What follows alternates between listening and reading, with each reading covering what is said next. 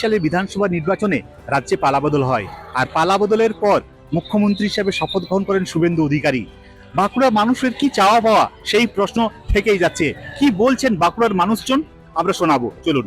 সরকারের কাছে সব থেকে বড় প্রত্যাশা যেটা হচ্ছে বেকারদের কর্মসংস্থান, শিল্প, কলকারখানা এবং যেটা সাধারণ মানুষের পরিষেবা, স্বাস্থ্য, হসপিটালের জন্য যে পরিষেবাটা ভেঙে পড়েছিল সেই পরিষেবা যেন ভালোভাবে মানুষ পায়, সাধারণ গরিব মানুষ, সেটা সরকারের কাছে মানুষ বেশি প্রত্যাশা করে। আর একটা জিনিস সব থেকে বড় যেটা কৃষিটা মানুষের অত্যন্ত প্রয়োজন। কারণ আমরা দেখতে পাচ্ছি যে মানে চাষের যে খরচা বেড়েছে আর কি, এবং সব থেকে যে শ্রমিকের অভাবটা দেখা দিয়েছে। আমার মনে হয় যে যদি 100 দিনের কাজের প্রকল্পে ওই কৃষিক্ষেত্রে যদি কিছু নিয়োগ করানো যায়, 100 দিনের কাজ যে কৃষিক্ষেত্রে সেই চাষি যাদের বৈধ জমির কাগজপত্র আছে, হয়তো একরে 10টা কি 15টা লেবার দেওয়া যায়, সেক্ষেত্রে চাষিরা কিন্তু খুব উৎসাহিত হবে। এবং চাষটা যে একটা অনেক কৃষি জমি পড়ে থাকছে এইসবের অভাবে, অর্থনৈতিক অবস্থা।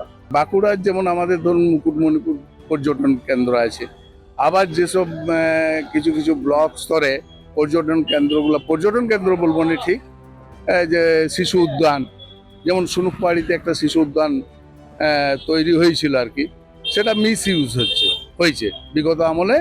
সেটা শিশুদের পরিবর্তে পরিবেশ খারাপ যেটা বলা যায় সেটাই হয়েছিল। বাঁকুড়া হিসেবে বাঁকুড়া সামগ্রিক উন্নতি হোক, কিছু নতুন কলকারখানা হোক, মানুষ কর্মসংস্থান হোক, এত চারদিকে গ্রামে গঞ্জে বেকারত্ব এত বেড়ে গেছে, এগুলো খুব কম হোক, 100 দিনের কাজ চালু হোক, এবং যেসব শিক্ষিত বেকার যুবক যুবতী আছে, রিসেন্টলি এসএসসিতে যে ছেলেমেয়েরা ডিপ্রাইভ হয়েছে, এরা সবাই ন্যায্য বিচার পাক, সবাই নিজের যোগ্যতা অনুযায়ী কর্মসংস্থান হোক, নিজের জীবিকাতে ফিরে আসুক, সবাই ভালো থাকুক, এটাই আশা। স্বাস্থ্যক্ষেত্রে আরও উন্নয়ন হয়, নতুন কর্মসংস্থান যেন আরও হয়। বিগত 15 বছর ধরে যে অনগোয়িং প্রসেসগুলো বন্ধ আছে সেগুলো যদি আবার চালু হয়, সেগুলোই আমরা আশা রাখতে পারবো। SSC, primary, panchayat, municipality, block প্রশাসন, সমস্ত দপ্তরে, পশ্চিমবঙ্গ সরকার সমস্ত দপ্তরে যেন চাকরি নতুন হয়, সেই দিকে আশা রাখবো। যুব সমাজ তাতে আরও উদ্বুদ্ধ হবে, পরবর্তীকালে এটার জন্য সরকার আরও উপকৃত হবে। দেখুন, নতুন সরকার আসার পরে যে সামাজিক প্রকল্পগুলো আরও টাকা বৃদ্ধি করেছে, সেগুলো সবই ঠিক আছে। এরপর আমার যে ইচ্ছা যে রাজ্যের যে তাড়াতাড়ি যে রিক্রুটমেন্ট প্রসেসগুলো আছে সেগুলো শুরু করা খুবই প্রয়োজন। যেমন স্কুলের যে স্কুল সার্ভিস কমিশন হোক, বা স্কুলের যে লাইব্রেরিয়ান রিক্রুটমেন্টগুলো দীর্ঘদিন বন্ধ, সেই লাইব্রেরিয়ান রিক্রুটমেন্ট বা অন্যান্য সরকারি যে চাকরির পরীক্ষাগুলো আছে সেগুলো তাড়াতাড়ি শুরু করা, এই দুটো নিয়োগ প্রক্রিয়াটা চালু করা খুবই প্রয়োজন।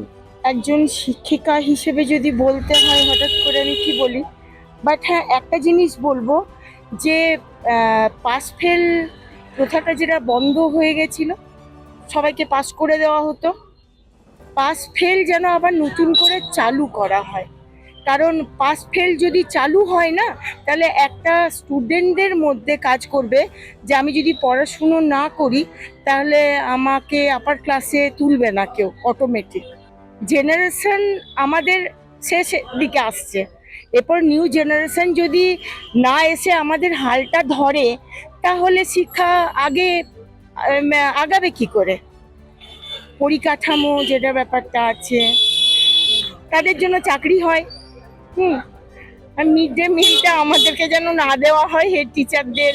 আমরা দেখলাম বাঁকুড়া মানুষ তারা কেউ চাইছেন স্বাস্থ্য ব্যবস্থার উন্নয়ন, কেউ চাইছে শিক্ষা ব্যবস্থার উন্নয়ন এবং কর্মসংস্থান।